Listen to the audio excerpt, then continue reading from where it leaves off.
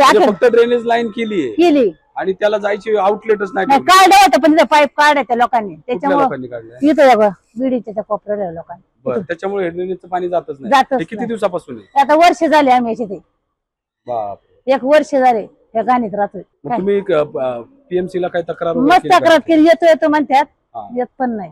कितीतरी वर्षभरात तुम्ही किती वेळा फॉलोअप घेतला? मग घेतोय सारखं, गाडी जायचं उपसून गेलं पण सारखं भरत आहे ना. या लाईनचं आहे का सगळ्यांचं? अख्ख्या लाईनचं पाणी. खर तर ग्रामपंचायत असताना या सगळ्या गोष्टी होत नव्हत्या. ग्रामपंचायतच्या वेळेस तुमचं सांडपाणी असेल किंवा मैला असेल संडासचा, तो प्रॉपरली घेऊन जात होते आधी.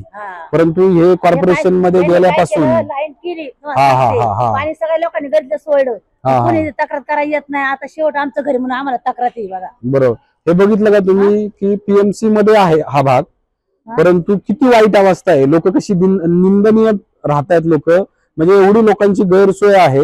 1 वर्षापासून हे पाणी साचलेलं आहे. हे ड्रेनेजची जी पाईपलाईन आहे ही फक्त बिल्डर कडून एक शोभेसाठी काढलेली आहे, परंतु कुठल्याही प्रकारचा आउटलेट याला नाहीये. म्हणजे बिल्डर पण कशा प्रकारे फसवणूक केली जाते. त्या ठिकाणी खाली सिमेंटचा रस्ता बनवून दिला जातो.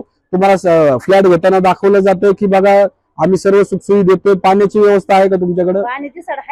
बरं, पाण्याचा देखील प्रॉब्लेम आहेच. रेग्युलर पाणी नाहीये, परंतु हे ड्रेनेज लाईनचं एवढं मोठं वास्तव्य आहे की ड्रेनेज लाईन काढली परंतु त्याला कसल्या प्रकारचा आउटलेट नाही. त्यामुळे गेल्या 1 वर्षापासून हे कुटुंब जे आहे हे असं घाणीमध्ये राहतंय.